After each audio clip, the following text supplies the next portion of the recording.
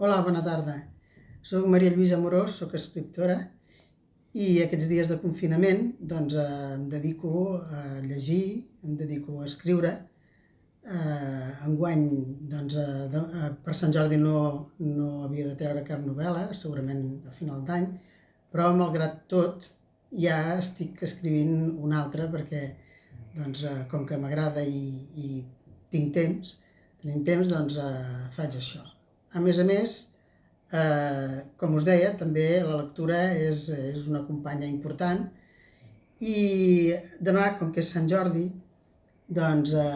volia parlar-vos un moment d'una novel·la que no és una novetat, perquè ja n'he llegit d'altres posteriorment, però aquest és un llibre una mica especial, perquè penso que és diferent. Està escrit per una escriptora alemanya, que és jueva, precisament va morir fa pocs anys, el 2016, i ha escrit altres coses, però aquesta és una novel·la molt especial perquè potser la coneixeu.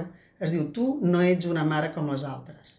L'autora es diu Angèlica, bé, és un cognom difícil de pronunciar, Schröpsdorf, ja ho veieu com s'escriu, i jo, a veure, em va sorprendre molt perquè és una novel·la escrita en primera persona i parla de la seva família, sobretot de la seva mare, que es diu Elsa, que és una dona diferent. Era una noia que havia estat de petita molt mimada pels seus pares, perquè segons diu l'Angèlica, la filla, l'escriptora, els pares jueus són especialment carinyosos, no?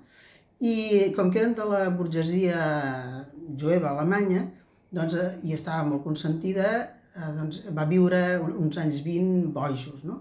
Llavors ella tenia un objectiu, és viure la vida al màxim i passar-s'ho bé, i tenir 3 fills. Bé, no, tenir un fill amb cada home que estimés. Llavors va resultar que en va tenir 3 perquè va estimar 3 homes. El que passa és que l'any 1939, desgraciadament, van haver de marxar de Berlín.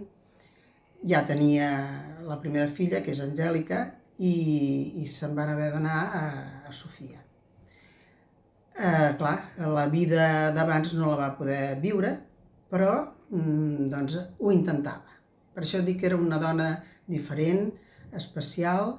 Aquesta novel·la està escrita per la filla des de 2 punts de vista, diguem-ho així. És en primera persona, però és la visió de la nena que observa la seva mare, com viu la seva mare, com és la seva mare, l'amor que dona als seus fills a la seva mare, i després l'escriptora, la dona adulta, que no jutja la mare, perquè, com us dic, té una vida molt especial. De vegades és molt dura aquesta novel·la, però també és entranyable, no? Té trossos divertits, trossos tristos. Aquí al començament, quan posa la cita, diu: tu no ets una mare com les altres, no tens les mans envellides, ni els cabells de color blanc, i tampoc no m'embolcalles amb miraments desmesurats. Aquesta és la primera estrofa d'un poema que va fer un fill seu, un dels seus fills, que es diu Peter, que surt a la novel·la també com a Peter, perquè ja us dic que és una novel·la com si fos... Està escrita com si fos una novel·la de ficció, però realment és una autobiografia, evidentment que suposo molt novel·lada, però bàsicament tot el que explica és real, no? I precisament parlant del fill i de la mare, hi ha un trosset que diu l'Angèlica: recordo el moment emocionant en què es van atenuar els llums. El local va quedar immers en una penombra rogenca i l'orquestra va començar a tocar un tango apassionat. Veig com en Peter s'alça, es posa la mà dreta al cor i fa una reverència dramàtica davant de la mare. Ella es posa dreta amb un somriure i l'acompanya fins a la pista. Els veig ballar.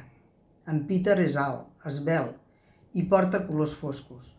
La mare és menuda, delicada i du un vestit llarg de vellut negre. Em vaig sentir tan orgullosa d'aquella preciosa parella que formaven el meu germà i la meva mare. Era tan feliç. Vam beure xampany, vam riure i ens vam fer petons. Ens estimàvem molt. Després vam tornar cap a casa, travessant el blau i l'argent de la nit estelada. Bé, bon Sant Jordi i que els nens gaudeixin dels llibres, els grans també.